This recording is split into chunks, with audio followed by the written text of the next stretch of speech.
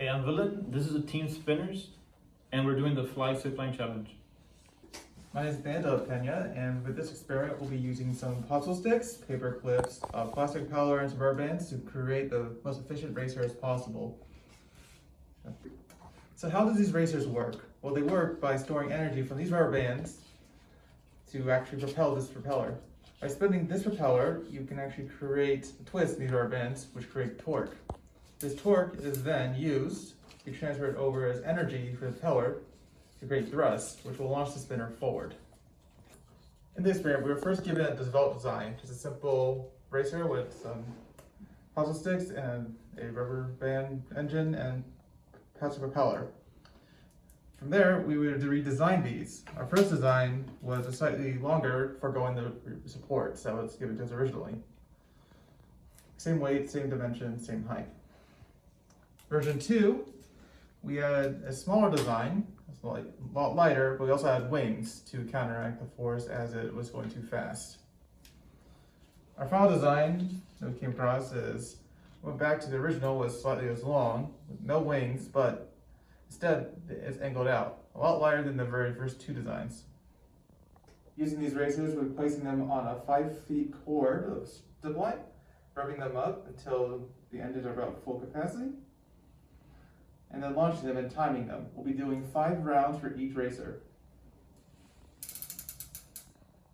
In our first test, we tested the original design.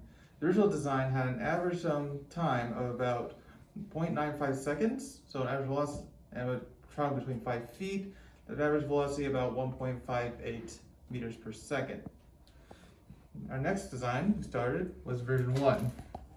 This design was slightly longer with foregoing the supports. However, we discovered that its average time was about 1.1 seconds, average velocity about 1.3. Found it slightly slower. Second version, slightly smaller, had a couple of hiccups that we discovered due to the small design and lightweight, it kept trying to fly off the rails. After a couple of times getting it right, we discovered it can travel across a distance about 0.54 seconds, making its velocity about 2.78 meters per second. Our final design, version 3, which is our last design, because it was stable and had an average time of about 0.65 seconds.